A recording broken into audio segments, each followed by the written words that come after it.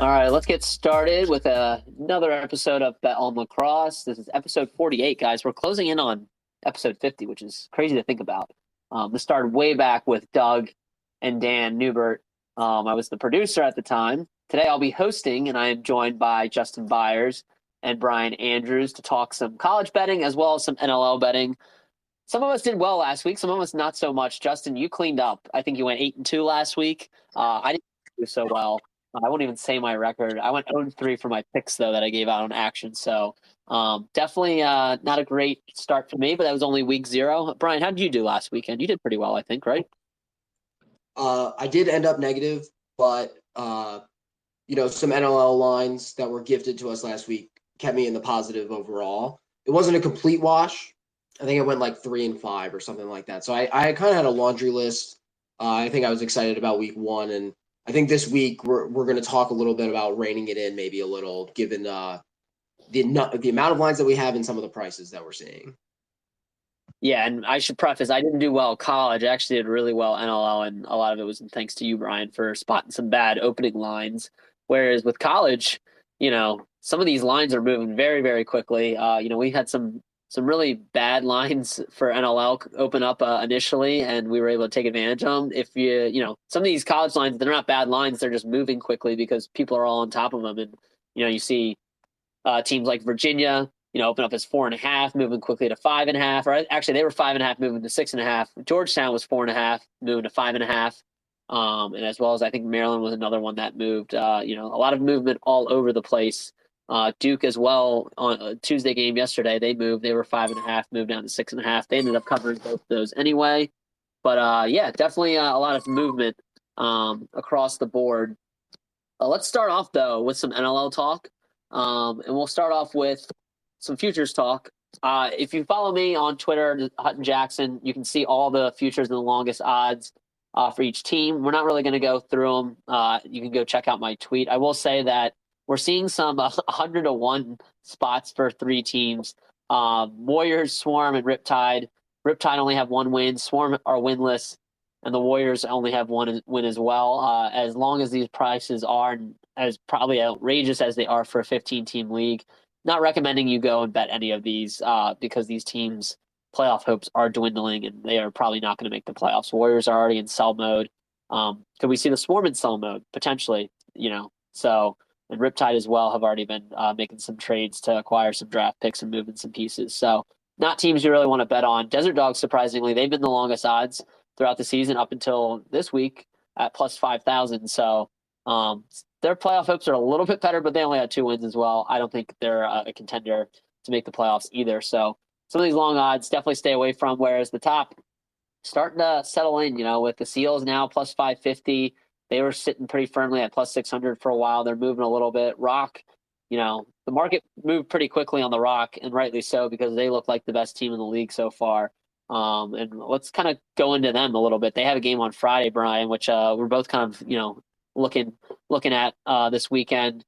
Thoughts on let's go right into our best bets. Thoughts on the Rock versus the Swarm this weekend? Yeah, I think this is like the squarest play of all time. You have the Rock featuring like the best defense and goalie in the league, and a very, very productive offense against a Swarm team who is still struggling despite having Brett Dobson in cage and the improvement there. And their lack of ability to keep up with some of these high-power offenses. So I just don't see a universe right now. I mean, any given Sunday for sure, but I just don't see a universe right now where you see the Swarm keep up with a team that's firing on all cylinders like the Rock is currently. So I'm taking, and I know you probably are, and everyone in the universe probably is taking the Rock minus 2.5 against them. I forget what the line is. It's like minus 125 or something like that. And in the Canadian books, we actually saw the Coolbet Canada dropped a minus 3.5 on this game. So if you're betting on an American book, DK or MGM, you're getting already an extra point for not a lot of juice for a really disparaged matchup. So I think this is a prime spot to get in on. Yeah, and of course each matchup's different, but to kind of put it in perspective, the only time we've seen another 3.5 this season is actually when the Swarm were 3.5 underdogs against the Bandits on a U.S. sports book. I forget which one it was. Might have been bet 365. So, they've actually been in the spot before, and they didn't cover that time either. But it's tough for me because I actually think the Swarm are going to be a sneaky good play as an underdog. Not just on the money line. They almost lost. They almost beat the Mammoth last week. That game ended up, being a 3. They lost by 3, but it was close till the end, and just a bunch of penalties at the end killed them. And then the Mammoth got an empty netter. So if you watch that game rather than look at the box score, they're actually pretty close to upsetting the Mammoth.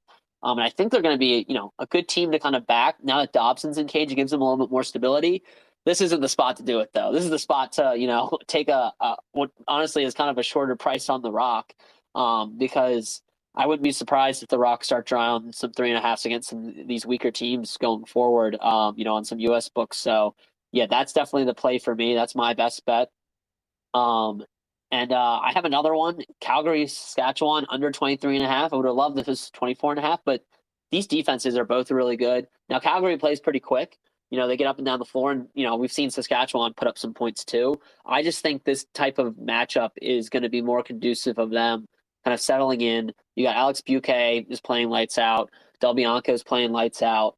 I wish Calgary was a little bit longer as an underdog because I love backing them as an underdog. So far, they're 6-1 against the spread, and I believe they won outright in most of those games as well. So they've been, a sneaky good team to bet on. We cashed in last week with one of my picks on them covering the spread against Halifax. They won outright in overtime, but this is the play where I think you actually bet the under in this game. So I like it at 23.5. I wouldn't go any lower than that. If it's 22.5, I wouldn't play it. If you find a 24.5 out there, I haven't been able to see one yet, but definitely bet that under if you see it. But that would probably be my other best bet. I'm kind of waiting to see too if we get some player props, because we got player props on FanDuel last week. They usually are up later in the week, so definitely be on the lookout. Thursday, Friday for those. Definitely more exploitable, I'd say, just because we haven't had player props in the U.S. market until this past week. We cashed on a few, where they actually had Mitch Jones listed under the Vancouver side. And although I, weren't able to bet Mitch Jones as a Philadelphia wing, I was able to kind of use that to bet the under on Blaze Riordan's prop, knowing that Mitch Jones was probably going to have a larger presence on that lefty side and take a little bit of playing time away from him. We also cashed on Joe Resiteris, getting a hat trick against his former team. So some spots there that, if there are some player props get posted, that's probably where I'm going to be looking this week because I'm not too crazy about the board. You got another best bet for us, though, Brian, before we get to our email? Yeah, and just to comment on what you just said, I think it's really surprising still that FanDuel gave out player props for this league, given that there was a comment earlier in the season that player props wouldn't be available on whatever their partner is, MGM or DK. I think it's MGM though, specifically because of a lack of a data stream. So I'm very surprised to see them up on FanDuel, and we might get some favorable odds because of those issues. So it's definitely something that we need to keep an eye on moving forward. But my other best bet is also an under. I'm looking at the Panther City. Go ahead. I would say to that point real quick, I was actually the one that reported that we were looking at player props because the commissioner was expecting no books to release them. And point number 2 is actually I don't believe BetMGM is the sponsor this year. I think that deal ran out before the beginning of the season. So I don't think the NLL is partnered with the sportsbook just currently for this year. So it is interesting to see, FanDuel do that. Maybe FanDuel has been working with the NLL behind the scenes to kind of make that happen. Maybe they just saw an opportunity where they could get, some people betting on other things as well, as they just started releasing these lines a few weeks ago, and now they're offering player props. So they've been moving pretty quickly in the lacrosse space. So definitely interesting there. But yeah, just wanted to reiterate that I don't think the NLL has a partner yet, but it is great to see that we get player props. Hopefully this weekend. Yeah, so something to keep an eye on. But the other game that I'm looking at is Panther City versus the Warriors. The total for them is 24.5. And right now we're seeing a lot of 23s and 24s and a halves. And that's because I think we've been seeing really high scoring games this season, which weren't as characteristic last season when we were seeing a lot of 22s and 23s posted for lines. And I think that this line is slightly inflated because 2 weeks ago these teams played each other and Panther City hung 20 on the Warriors, which is not really a small feat, even though we're seeing it pretty commonly from the Rock and the Thunderbirds in some of these really prolific offenses. We haven't seen that as commonly from Panther City. And the Warriors, even though they lost, Logan Schuss and Mitch Jones to injury and the wings, respectively, they still gave the Rush a scare last week. So they still have some fight in them, even though they've lost a lot of permanent personnel. And I don't think that Panther City has shown, especially with Callum Crawford, as a he's not a healthy scratch anymore. He's on the short-term holdout list. So if he doesn't play, there's more production from Panther City that's not going to be present in this game. So I think this line is heavily inflated from the 20-7 result from 2 weeks ago. Not a reflection a lot of the personnel changes. So I think we could see a little bit grittier of a matchup. I think the Warriors are going to try and scrap for a win. And I think to do that, they're going to have to keep the score low because they've lost a lot of their production on the offensive side of the floor. So I'm taking Panther City Warriors under 24.5 there. I think that's a good spot. Yeah, I don't think that's a bad spot. Aiden Walsh is starting to kind of settle in as the Vancouver goaltender. Whether it's him or maybe they go with Aaron Bold, I think, the defense is starting to look a little bit better in Vancouver. And, the biggest holes are on the offensive side, losing Logan Schuss to injury, Mitch Jones to a trade. So that obviously plays into your under as well. If they're unable to put up some points against the Panther City defense, that has looked pretty good. They've been a little inconsistent, getting beat pretty handedly by some of these juggernaut teams, but they're a solid defense. So yeah, I don't hate this play at all either. I'll probably be on it as well. And that's kind of really, it for us. There is a game that we got our eyes on that we love, betting this trend, that we won't get odds until Calgary plays on Friday. So after then, you'll hopefully see some lines get posted. Bet365 has kind of been the quicker one. DraftKings and Caesars have also been posting these as well. But Calgary, Colorado. It was a close game last time. Colorado ended up notching the win. So I don't know. It's going to be interesting to see who, they kind of make favorite, because you can argue Calgary's been playing a lot better than Colorado has the past couple weeks. But this is a game that if Colorado is the underdog or gets that plus 1.5, be backing them, because the trend has been going pretty well so far in terms of backing teams that are more like fading teams that are on short rest playing a fresh team. So I don't know, thoughts on that, Brian? Are you going to be with me blindly backing Colorado depending on that? If Colorado is the favorite and they're laying a minus 1.5, I'm going to have to really kind of see what the juice is on the money line before I bet them, but I'm still going to probably trying to find a way to back them, even if it's maybe more on the player prop market. Yeah, I totally agree. In particular, because Calgary is playing the Rush, who have a particularly oppressive defense. So I think they're going to go from their Friday matchup against the Rush to the Saturday matchup against the Mammoth pretty banged up. And if the books give Calgary the favored odds, minus 1.5 on the spread, picking the underdog in those situations has worked out really well for us. Last week, it worked out for the Las Vegas Desert Dogs against the Mammoth. And that's one of Vegas's 2 wins. So this is a trend that you should particularly take advantage of in the NLL just because of its increased physicality. The wear and tear on guys is way different than in field lacrosse. So a one-day rest is just unsustainable for a lot of these teams, especially when they go up against teams with strong defenses the night before. They're going to be hurting, and Colorado is going to try and play a fast-paced game to take advantage of that, I think, and get a W on Saturday night. So you got to keep an eye out on the books that will post the line. We have not seen MGM post lines for the second game usually on these weekends. So you got to look at, DK, Caesars, or Bet365, like you were saying. So just keep an eye out Friday night, Saturday morning for that extra line to pop up. And if Colorado's the underdog, we'll be playing it, and you'll be able to see us play it on the Action app. So follow us there if you get a chance. Yeah, definitely. I work for the Action Network, so I'm always going to, preach, following us on the Action app, downloading it, using it. But I do recommend it's, really good app to become more responsible better. And you can find all my plays as soon as they go in there. You can find Brian, Justin's plays as soon as they go in there as well. And to reference that trend that we've been referring to too, so far teams that are playing their second game of a weekend against a fresh team in the past 2 seasons are 5-13 straight up. So they're only winning 5 of 13, or they're only winning 5 of 18 games so far. and then they're 4-14 against the spread.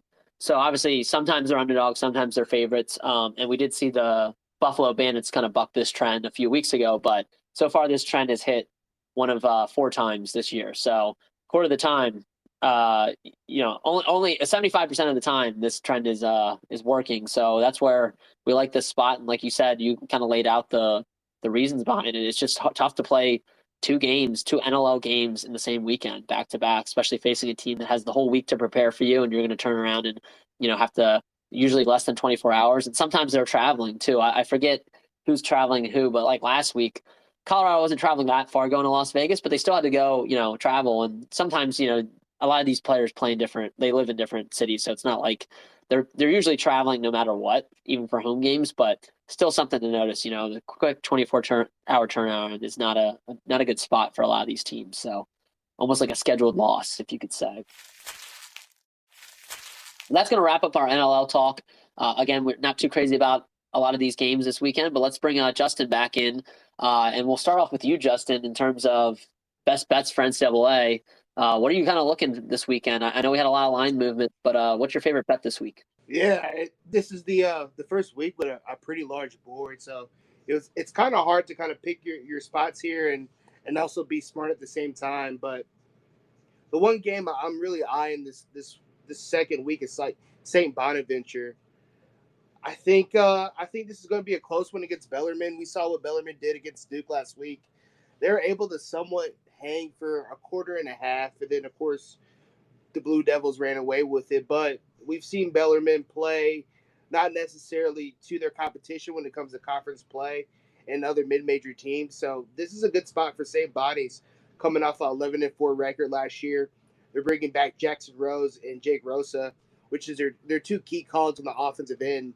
I know they're going to be missing Brett Dobson and Cage, so hopefully this new goalie there for the Bonnies will be able to hold tight. But yeah, I like St. Bonaventure in this spot. It's even money at 115, and I think they get the season off right. So that's where I'm looking at. Yeah, no, it's definitely interesting. Like some of these mid-major games, I'm still like not sure of. I know you got me on one today with Holy Cross playing against Merrimack, so that game is going on right now. We both took Holy Cross plus 4.5, so it's a close one right now. It's a little bit of a sweat, but hopefully that one pans out. What about you, Brian? What are you looking for this upcoming, technically college lacrosse week 1? Last week was technically week 0, so it's technically week 1. Where are you looking this week? Yeah, I got 2 plays for college this week that I think look really good. First, I'm looking at St. John's Manhattan. So we're doing some mid-major stuff again. Surprise! Both of my picks are mid-majors. So Brandon Biaggi is going to be really happy listening to this one. I like the total in this game. It's set at 23.5, and I like the under. Manhattan had a pretty notorious defense last year. They also had Krebs in net, who made a name for himself, and Manhattan and low-scoring games kind of went hand in hand when they were going up against opponents of similar skill. Not necessarily against like the top tier or like the top 20 teams all the time. But even though Krebs is gone, they're still returning a lot of veteran defensive players, and they still have a junior goalie in Cage. So I think that defense is going to be able to slow the game down against a team like St. John's, who probably or generally historically does not have the fastest or highest scoring offense. So I think 23.5 is a pretty appropriate line, but I could see this being like a 9-7 or a 12-10 or something like that. So it might be a little bit of a sweat, but I like the under in this game. I think it's going to be very defensive. And, last week I might have found a favorite team of mine in Virginia Military Institute. VMI gave them out as an EMO last week on the money line against Detroit Mercy, and they held a lead the whole time and won the game. And this week they're playing Queens, who we just saw last week. They played Navy. And, the spread was really high against Navy, and Navy ended up covering, if I remember correctly. But the spread was like minus 13.5 or something really large. And VMI only opened up at 6.5, which I ended up, putting money on early because I really liked the line, because Queens is very comparable to other teams that have made the transition to D1. You can think about teams like Hampton, for example, where these teams kind of go through, and regardless of what tier of D1 teams that they're playing, they kind of get rolled. So 6.5, 7.5 does not feel like a large enough spread for this game. You can go see VMI's record against other teams that have recently made these transitions, and they put numbers up on them too. So I think even at -7.5, where it's sitting right now at -135, I think that's a pretty good number to get.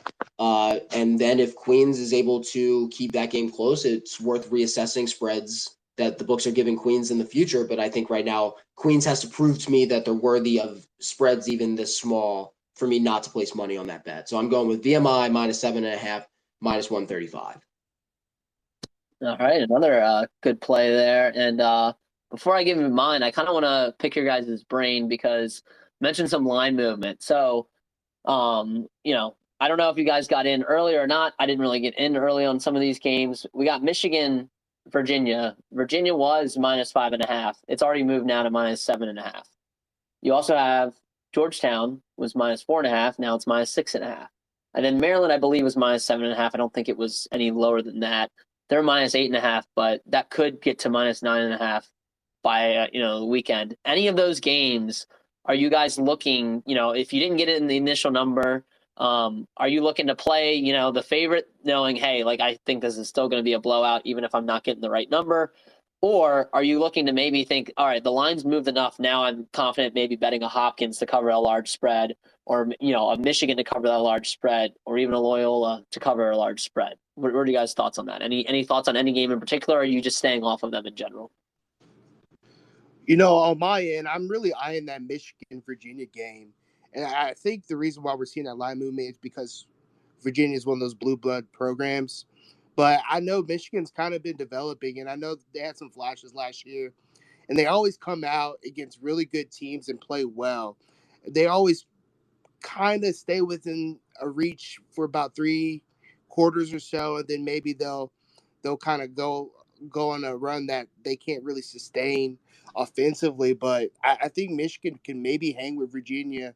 I know it's really daunting just because of the talent that the Cavaliers have, but 7.5 is a big number, and the fact that it moved the other way kind of makes me a little bit more friendly towards it.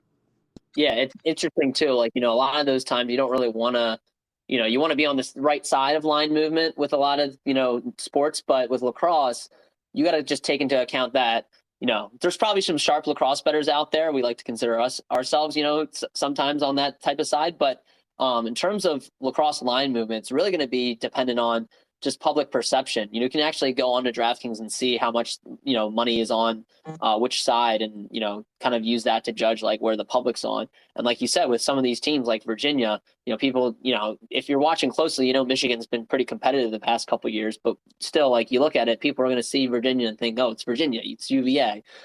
Same with, some of these other schools like Maryland. But I personally don't think I'm going to buy any of these underdogs.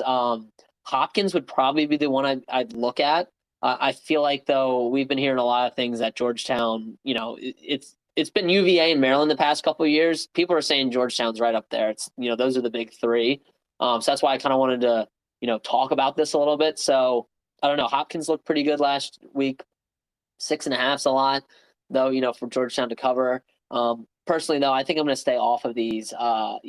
And I mean, Loyola too is another one where they always play Maryland tight, but last year it wasn't the case, and Maryland looks like they're going to roll again this season despite all their losses. So I'm probably staying off of all these ones, and I think it's just important too to kind of, if you're going and looking at these lines, try to, if you can, check on Monday, Tuesday. And, one, if you want to get in early, but also just see how the line moves a little bit, and just be careful too. You don't want to buy in at a bad number, here we're talking about underdogs, maybe not making the case for them, but it's hard for me too to make a case for any of these favorites laying such large spreads, So, and the DraftKings has been pretty sharp with their line so far. We had a lot of close calls last week, which means, there wasn't a lot of edges to be found. What about you, Brian? Thoughts on this? Yeah, the numbers moved enough, and they're right in a weird spot where I don't really like any of them necessarily for the favorite or the underdog. If some of them go up a couple more points, so like we get a couple more points for the dog, I might consider pulling the trigger. But you're right. We have to be diligent in finding some of these advantageous lines. Like even Delaware went from -4.5 to like -6.5. I think against Lafayette. I don't have the schedule in front of me, but against a team that they should probably beat by 7, but like, do you want to lay 7 points? Do you want to guarantee, or do you want to hit them early, winning by 5 goals? So, for week 1, for some of these large spreads, I think it's good to just kind of hang back and see if some of these teams are going to be able to compete with Maryland. Because I remember last year we were talking about this too, because Maryland was getting some really high spreads, and they justified those high spreads.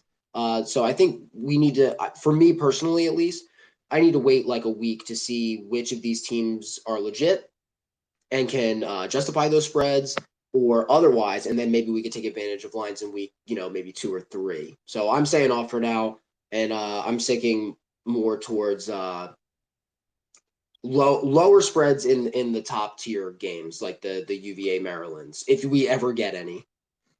Mm-hmm. No, yeah, and that's the other thing too. I think to also kind of consider is if you don't like the spread, also kind of look to the total, because you can kind of play the total based on it. I mean, especially as these lines moves, the totals aren't moving as much. They're not really moving consistently with these spreads. So a good example, I'll give one of my best bets right now is I like the under in Ohio State, Cleveland State.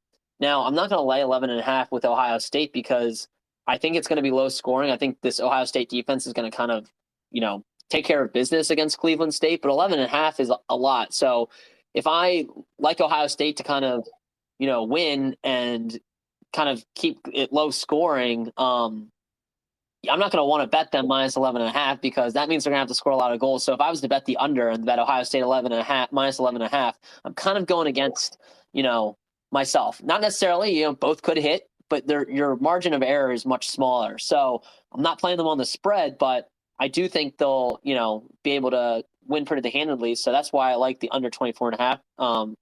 For other reasons too, I think their defense looked really stout. Getting Marcus Hudgens on that defense with Van Buren, they look really good. Obviously that offense looked pretty good last week as well, but they're just a team that doesn't tend to really play really fast. And, against Cleveland State, I think they're going to be able to have their way.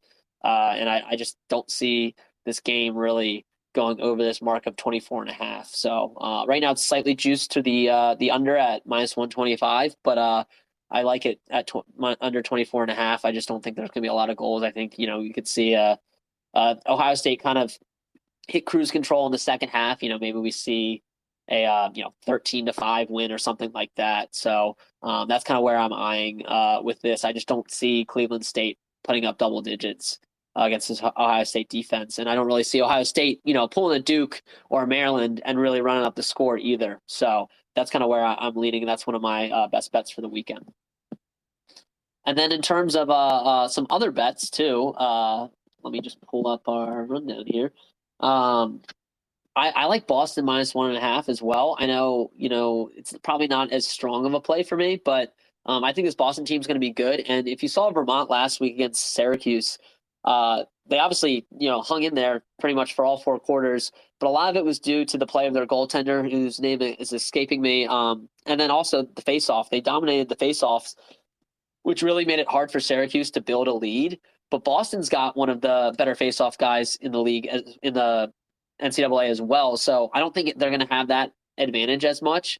And, I think this is a good spot to bet a Boston team that should probably win the Patriot League. They're going to be up there with, Navy and Loyola probably. So minus 1.5, I think, is not too much to lay. You could also get them on the money line, but I think Boston minus 1.5 is my other best bet of the weekend. I don't know if you guys have similar thoughts on that. I know, Justin, you were kind of lying this game as well. Any thoughts on that? Yeah, this Boston team is really interesting just because we saw them really take the next step last season, and we expect better results this year. So it kind of makes me hesitant to ever bet against them just because I know what they're kind of capable of. But the fact that Vermont was able to stay with Syracuse, even though we know Syracuse is kind of lukewarm right now, the fact that Vermont played them and within 3 goals is daunting in itself. So I think honestly this might be the game of the week. I think just from a pure lacrosse fan standpoint, it's going to be a really good one. Yeah, no, I agree. And, I take my takeaways from that Syracuse Vermont game is I think Syracuse is better than what we saw. I think a lot of shots just didn't go their way. Vermont goalie made a lot of great saves. And then I just don't think Vermont's offense is sustainable with, having the faceoff advantage was big for them.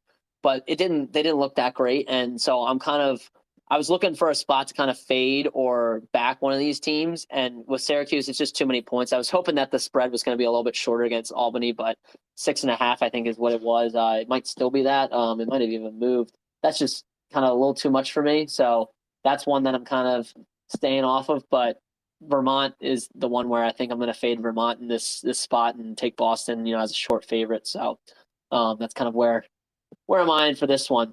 Let's move on to our extra money opportunities. So these are plus money plays. And I'll have you go first, Justin, because you have one. And then Brian, I think we're, kind of in the similar boat. I don't even know if you have one. But let's go with you, Justin. Thoughts on extra money opportunities. Where have you seen some plus money plays that you want to play? Yeah, I'm rolling with St. John's against Manhattan. Plus 1.5 at plus 110, which I think is really good value despite the circumstances with it being a spread play. I'm also going to be sprinkling a little bit on the money line there at plus 160 for the Red Storm. And the reason why I'm kind of rolling with this is last year that game finished 8-7, which I expect another close matchup. And the Red Storm bring back a lot of experience on the defensive end. They bring back two of their strongest poles. And they also bring back Brian Kelly at attack, which I think he'll be able to orchestrate a lot of the offense and kind of get things going there for their first game out. I know we saw a lot from Manhattan. I know Brian was talking a little bit about this team earlier, and I think this kind of plays well into his thoughts on the under of it just being a close matchup, gritty, back and forth, two teams just really fighting it out. So I think St. John's keeps it close. They could possibly win outright. So, yeah, I'm rolling with St. John's plus 1.5. Yeah, I like that. I might have to play that as well. And then for mine, I'm going UMass plus 115 against Army. Army lost, a handful of players, including, Brendan Nichtern, who was arguably not arguably, probably unarguably their best player last year, lit it up in the PLL. And UMass played them tight last year. That spread was 3.5 last year. I remember that because I was on Army side hoping they would cover. And UMass ended up making it a game. They only lost by 1. UMass was a tough team to kind of figure out last year. I mean, they had some wins over Brown, Yale, Vermont. But then they also played Albany kind of close, which Albany wasn't very good last year. They beat Delaware last year. They played Towson tight in their first game and then lost to Towson in that CAA matchup to get into the tournament. So I don't know. I think UMass is going to be pretty good. I just like them as in this spot against an Army team that is probably going to have a down year compared to previous seasons. So plus 115, I like that. Short underdog. That's the one that I'm going to bet as my extra money opportunity. Thoughts on that, Brian? You agree with me? Similar thoughts, or are you going against me on any of these? No, I actually like that, and I actually posted that Army UMass line to our Slack channel earlier this week, and I was like, this feels really off to me because I didn't remember that UMass played them really close, and I think I was hesitant because I probably remember late in last season UMass having some volatile wins and losses where you beat Delaware, who then goes on to beat Georgetown, but they lost to Towson, who also had some questionable losses. So I think I was just having recency bias from last season kind of cloud my judgment. So I like the spot for them too. It'll be interesting to see Army's offense really against UMass, who's typically a really gritty team. So I think this was another contender for game of the week, and I really like the play on the underdog. Yeah, no, and it's interesting too because we mentioned, UMass kind of having a streaky season last year. They've kind of been streaky in this matchup with Army as well. They kept it close last year, only losing by 1. Then they got blown out the year before in 2020. Then they won in overtime. They lost in overtime in 2019, but then they also got blown out before that. So kind of been hit or miss. Can't really look at, again, like the past to kind of, especially, with the turnover of the roster in college. But I don't know. I think they're going to get up for this game. I like that as a good spot, against the Army team that I do think is going to have a down year. So that's my extra money opportunity. I think that's it, guys, for our bets. Any other thoughts on these games? Any parting thoughts on college lacrosse? Yeah, I'm with you guys on the UMass play. I told myself last year I wouldn't bet against Greg Canella, and I can't start doing it now. So I'm going to roll with the Minutemen too. I love it. Hopefully it's not the kiss of death. We had a few of those with Utah, Jacksonville last week. And this Merrimack one, Holy Cross is a sweat, Justin. We're got a 13-8 lead for Merrimack right now. I'm just looking at the stats online. So hopefully Holy Cross can put a few late just to cover that 4.5 spread, but we'll see. But we got one request. We got Ted Huss to get your thoughts. So Ted hosts the Lax Factor podcast. And you can find that on YouTube as well. Ted, what are you eyeing this weekend? What are your thoughts? You agree with us or disagree with us on any of our plays? I like Boston U. The big one for me, where you're talking about kind of easy money plays here, would be Delaware Lafayette. I think that Delaware bringing back all three of their attackmen coming off of the huge NCAA tournament win over Georgetown. I think they're going to absolutely just wax Lafayette. So I think picking Delaware to cover is another easy play. Yeah. Fairly large spread at 6.5. Was it 5.5 before, Brian? Do you know? Or is it? It opened at 4. 4. Okay. I got Delaware at 5.5, and what'd you say? It's 6.5 now. I even like it at 6.5. Not quite as much, but I think that they're going to be that good. Lafayette against Penn State, not a great showing, and Penn State put the hurt on them a little bit. And I think Delaware could potentially be a better team, even both offensively and defensively, than Penn State this year. Delaware is loaded. And just to add to what you're saying, they also still have Owen Grant. So I don't know. I don't know Lafayette's roster very well off the top of my head, but if they don't have depth in scoring, Owen Grant's going to eliminate one of their top scorers on the offensive side of the field. I've been staring at the 6.5 because I didn't pull the trigger early enough on the 5.5, and I'm really regretting it now. So I've been really back and forth on the 6.5 number, but you're kind of talking me into it right now. Yeah, I don't hate that. I might have to jump on that too. I'm going to wait and see if we get lines on Caesars because they haven't posted lines yet.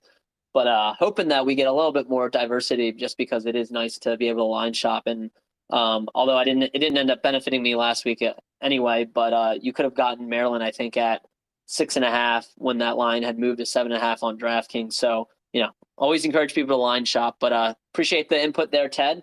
Definitely keep my eye on that one. And if you already got 5.5 or even the 4.5, that was probably their flash in the pan. Congrats to those out there, because I tend to agree. I think Delaware is going to be solid. They played really well last year, turning a lot of people, and they're another team that's up there. That's kind of like sneaky under the radar. They're not a big name. Obviously they made it to the Final Four a long time ago. That was a big run for them, but they're one of those sneaky under the radar teams that might be pretty profitable if you find them in the right spots.